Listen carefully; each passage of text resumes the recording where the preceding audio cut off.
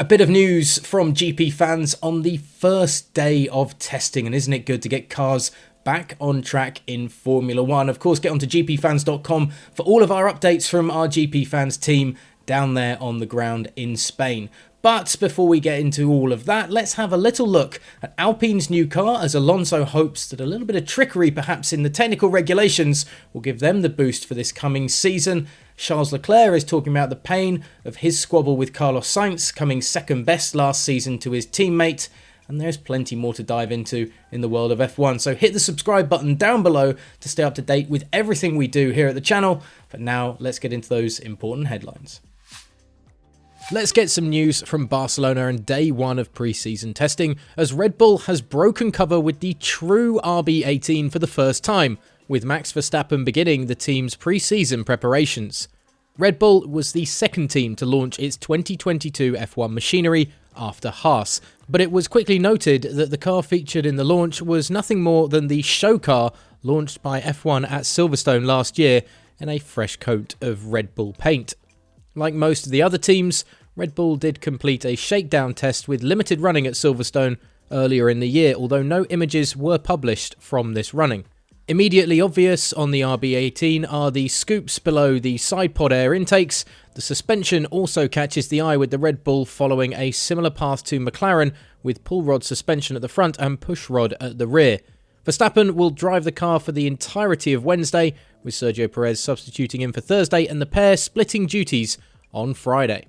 Elsewhere, Fernando Alonso is looking forward to getting to grips with Alpine's new A522 car for 2022, with the Spanish driver revealing that the constructor has found some interesting solutions to the new aerodynamic regulations coming into Formula 1 this season.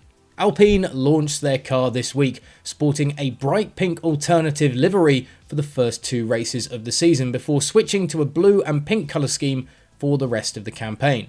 While the colour code for the opening two races in Bahrain and Saudi Arabia look almost identical to the last outings we saw of Racing Point in 2020, the former world champion Alonso revealed he was a big fan of the team's new bright look, while he hoped the solutions devised by the team in the more technical aspects of the car will give them the advantage on track in the coming season.